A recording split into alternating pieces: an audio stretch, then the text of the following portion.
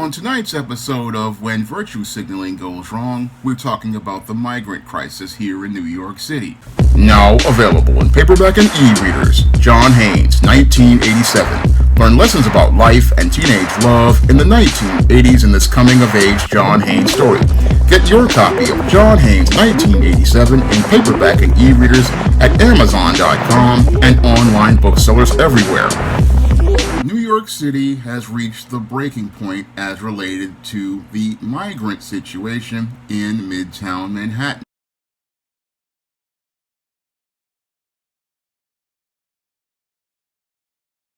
Get right over to Fox 5's Linda Schmidt, who joins us live from outside of that hotel with the very latest there tonight. Linda.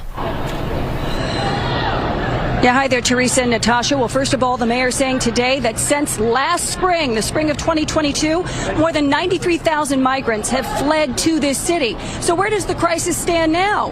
Well, the mayor has been saying for quite some time it was only going to get worse, and it has. Take a look over my shoulder. You can see migrants lined up on the sidewalk here in the dark overnight for days with nowhere to go. It's not going to get any better. From this moment on is downhill. The mayor cannot be any more direct. He says the migrant crisis has hit a breaking point. The city's largest intake center, the Roosevelt Hotel in Midtown, is filled to capacity, and migrants are being forced to sleep on the sidewalk. We need help. We need help. Mayor Adams has been pleading with Washington to speed up the work authorization process, which would allow migrants to get jobs more quickly. He says all he is hearing is crickets. We need a response from Washington, and I have not gotten a yay or nay, and we need it. Mohamed and Ahmed are from Senegal and Mauritania in Africa. Right now, we have not eating, no bathroom, no water. They also communicated with me using a translation app. And they're saying this is the country of freedom, and they came here to work. He's been here for 4 days. He just got here today. City Hall says there are nearly 55,000 migrants currently in the city. Murad Uwada is the executive director of the New York Immigration Coalition. He says the influx, which started in the spring of last year, is no longer an emergency. He says it is the new norm that needs to be dealt with properly. We have to really prioritize getting folks the beds that they need, then the legal services, and then being able to support them in their new lives here. And by the way, the mayor is also asking Washington to declare a state of emergency here to help deal with the crisis. Back inside to you. All right, Linda, thank you. Now, the situation with the migrants in New York City who were formerly called asylum seekers by the mainstream media has made a major turn for the worse, as New York Mayor Eric Adams has announced that the intake center, which used to be the defunct Roosevelt Hotel in Midtown Manhattan, has reached full capacity. Now, with the Roosevelt Hotel reaching full capacity, there are migrants now sleeping in the streets of Midtown Manhattan, waiting to be processed so that they can go out here and receive benefits and also be put on a list to wait in order to get work visas and other paperwork processed. Now, as these migrants started to sleeping in the streets, they are finding themselves waiting to be processed in a place where they can get no food, no water, or even be able to use the bathroom. And that definitely is going to make the quality of life in one of New York City's priciest neighborhoods go into a major state of decline. And this is all by design by the Adams administration, which has been escalating a campaign to try to deter migrants formerly called asylum seekers from coming to the city, a campaign that started when the Adams administration began sending representatives to distribute flyers down to or at the border, discouraging people from coming to New York City. Now, this campaign further escalated as the Adams administration has also stated that a migrant formerly called asylum seeker only has 60 days in order to stay in temporary housing, and then they would have to go out here on their own to find whatever place they needed to live in. Now, this is a major about face for the Adams administration, which originally back in 2021, as it started, decided to maintain the policy of former Mayor Bill de Blasio in maintaining that New York City would remain a sanctuary city. Now, this sanctuary city policy came about around 2016 by Bill de Blasio after Donald Trump won the presidency, and the whole policy was one big virtue signal by Blue Party leftists in order to show how not racist they are. However, Texas Governor Greg Abbott decided to go out here and call many of those blue leftists on their bluff back in late 2022 by starting to bus many of the migrants he is currently overwhelmed with at the Texas border up to many of these blue states like New York, Philadelphia, Los Angeles, Chicago, and Washington, D.C., and New Orleans. And many of the mayors like Eric Adams arrogantly boasted about how they were going to maintain their sanctuary city policies.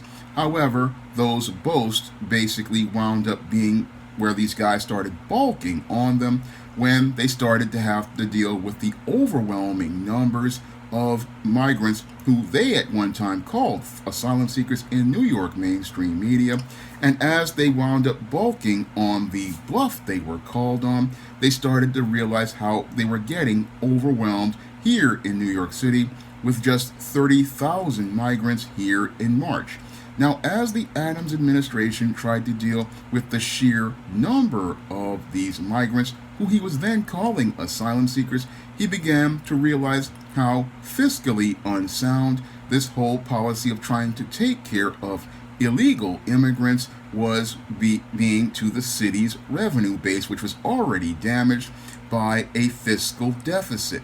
Now, as Eric Adams had to deal with this overwhelming number of migrants who he then called asylum seekers, he was desperate to try to find ways to pay for all of these migrants, then called asylum seekers, by then going to plead to Governor Kathy Hochul for help, and also wanted to try to bus a lot of these migrants called asylum seekers out to Long Island and upstate New York.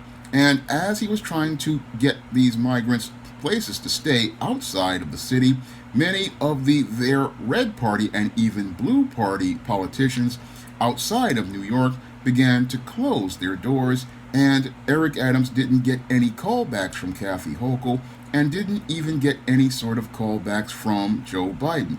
And this basically showed how the covert contract that Eric Adams had created with Joe Biden and Kathy Hochul as related to being a good boy and looking to virtue signal to his slave masters in the Blue Party basically was voided. And it was voided because as he was looking to try to get brownie points by trying to say that he was going to maintain and toe the party line in the hopes that they would go out here and give him help, he found out that he basically had no help at all.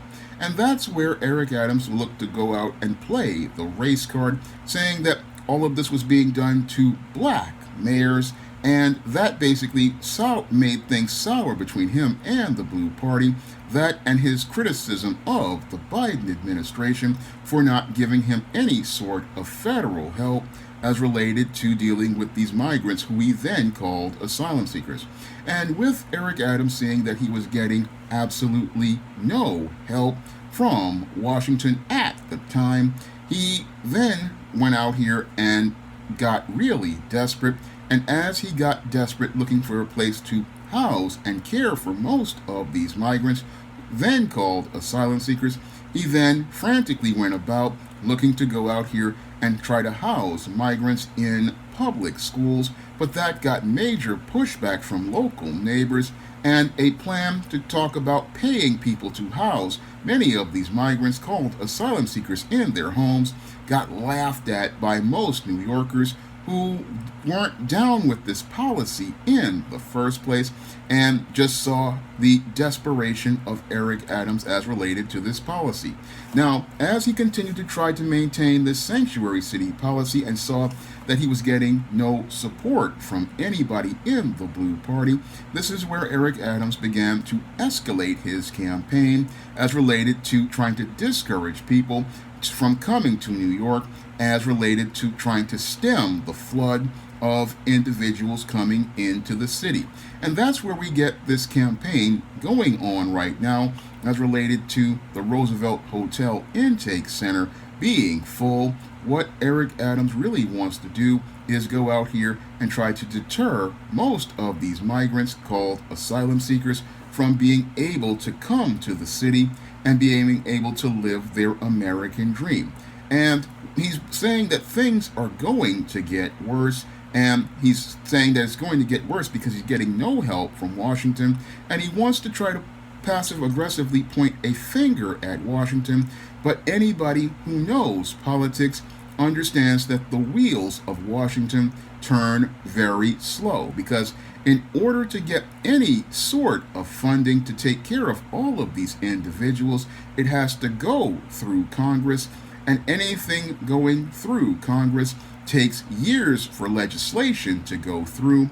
This is what anybody who knows anything about the subtle politics of America can tell you about it, that if you want to get any sort of funding or any sort of money allocated for anything, it basically takes years. So you have Eric Adams, who is desperate, talking about going out here and looking and begging the Biden administration for help as related to this whole situation, when the easiest solution he could have done would have been to just not go out here and support Bill de Blasio's ideologue and ideals as related to creating this sanctuary city.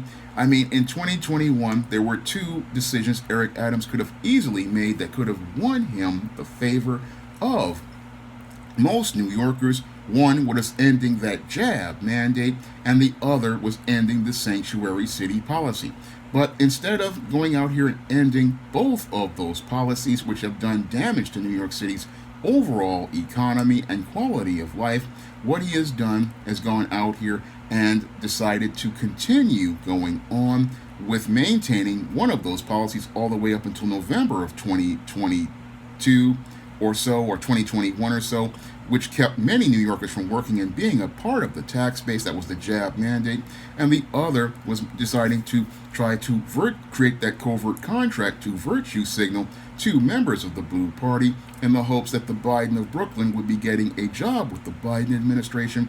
And both have blown up in his face spectacularly, because if all of these migrants continue to remain on the streets of New York, that is going to bring down the quality of life in one of the highest priced real estate areas down to the level it used to be back in the late 70s and 1980s. Now, back in the 70s and the 80s, New York City was a hellhole, and with all of these individuals sleeping on the street, it's basically going to bring down the quality of life in that area, especially in an area where you have people who have no food, no bathroom, or no water. You're basically creating squalid conditions in that area, and you're creating squalid conditions that basically are going to make the quality of life in that area absolutely unlivable. Not untenable, but unlivable, because this is the type of filth that you would see during the Dark Ages, and this is the type of filth that Eric Adams is saying that people have to tolerate as the situation gets worse. But what I see here is a complete failure of leadership, and it's a complete failure of leadership because any good critical thinking politician or good critical thinking leader would have seen that the easiest two solutions are right there, right in front of him. No, the first solution, again, as related to this whole migrant asylum seeker situation, is to, one, revoke this whole sanctuary city policy and admit that the whole policy is a failure. The second is to go out here and start turning those buses back, because illegal individuals are not entitled to any sort of help from a city at all. That's something that is just being done because of this desperate virtue signal to try to say that, oh, you're not a racist, but if you come into a country illegally, you are trespassing, and I don't have to go out here and try to give you any sort of help at all. Now, the third thing that he could do is just deny all of these individuals welfare, and if you really want to, again, discourage people from coming to the city, make it where they can't get any services, and if they can't get any services, then nobody wants to come here, because if you cut off all the free stuff for non-citizens, guess what that does? It makes it where people have no incentive to come here. But all of those policies are considered to be extremely harsh, but they are policies that can effectively discourage people from wanting to come here. But Eric Adams is in the middle of a conundrum because he's trying to pander to gain the favor of the Blue Party. And as he looks to try to gain the favor of the Blue Party, as he's desperately trying to go out here and maintain these policies, he's basically painted himself into a corner that basically guarantees that he is definitely not getting re-elected. And he's basically painted himself into that corner by going out here and looking to virtue signal to members of the Biden administration who have left him out to dry. And as the cream of wheat man has been out here desperately trying to get the attention of the Biden administration, they have basically blown him off. But sadly, he can't see how he has been blown off by members of the Biden administration as related to this whole migrant situation, which has just turned into a complete disaster. Now, it's become a complete disaster because you have hundreds of men and women on the streets, basically sleeping on the streets, and as they're sleeping on the streets, bringing down the quality of life in the city to levels that we have not seen since the dark ages of Europe.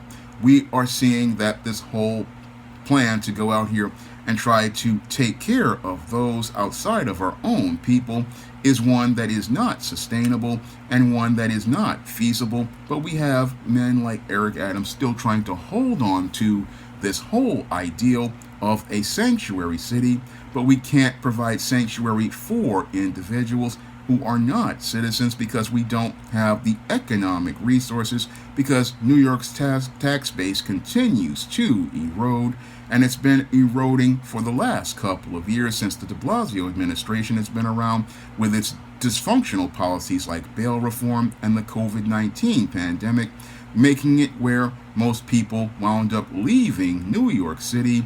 And as they left New York City under de Blasio's dysfunctional policies and Andrew Cuomo's dysfunctional policies like bail reform, the jab mandates, and de Blasio's jab mandate for work, this has eroded the tax base and made the deficits grow even larger, and the city has been struggling and cannot afford to take care of any more outsiders. That is a horrible fact, but it's a true fact, because New York City is teetering on the worst fiscal crisis since the 1970s, and instead of us having strong leadership to set a direction, we don't have any leadership at all to navigate a course, and we don't have any leadership to navigate a course. No, from Eric Adams we hear it's just going to get worse instead of hearing a plan to change direction. His only plan is the kind of plan that George Jefferson had back in the days of the Jeffersons, of trying to pander to Mr. Bidendale. And as he tries to pander to Mr. Bidendale for help, he's finding that Mr. Bidendale isn't giving him any sort of help at all. No, what he's doing is leaving him to hang out to dry, because the ultimate plan is to boot him out in 2025 and use all of his bad decisions against him as they groom their next candidate for the mayor of New York. Because right now, Eric Adams' opponent is being groomed not by Republicans but by his own party, and they're using all of these policies that he's basically blown up in his face to let him know how badly he's failed as related to things. And this whole migrant situation basically was a chess move that he made wrong, where he put pawn e7 to d5, and as he put pawn e7 to d5, the people in his own party basically played a chess move where they basically have set him up for a checkmate in the 2025 primaries, because there's no way anybody would want to re-elect a mayor who basically put virtue signaling above the quality of life of New Yorkers and put virtue signaling above the health and safety of New Yorkers. This whole situation with the migrants, formerly called asylum seekers, is basically, as I see it, the end of Eric Adams politically, because he's destroyed the quality of life in that area and made it where we've got all of these individuals on a road to becoming a second homeless population, on top of the already 100,000 homeless people who are here in New York City, who are citizens. Sadly, many of them are veterans who served our country but can't get any services because many of these asylum seekers who are now being called migrants once again by the mainstream media are being put in front of them. And many of our veterans can't get any services such as housing or even get anything that they fought for this country for. And that is the worst shame of it all.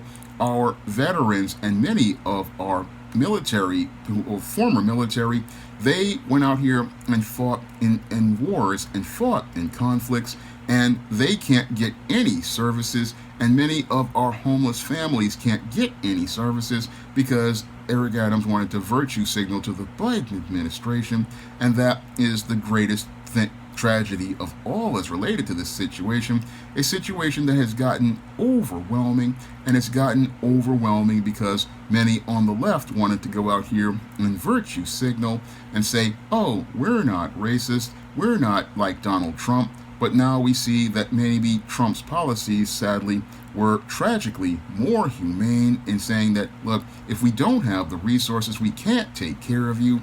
And if we don't have the resources, we can't let you come into the country. And the easiest solution, as I see it, to this whole situation is to end the welfare and free services to non-citizens, because once you do that, then you will definitely deter many individuals from trying to come into America illegally. And once you take away the incentives, this may be the thing that drives people from trying to come to the city. And that's the whole thing that flies over everybody's head. They don't see that the solutions are in front of them, but the reason why they don't want to go for the solutions is because they fear that they won't be able to get any sort of favor out of the deal. But the thing is, the New York City citizens are getting the raw deal as related to this whole migrant crisis, which has reached a boiling point and a breaking point, and may be the thing that breaks people away from supporting Eric Adams in the 2025 mayor's race.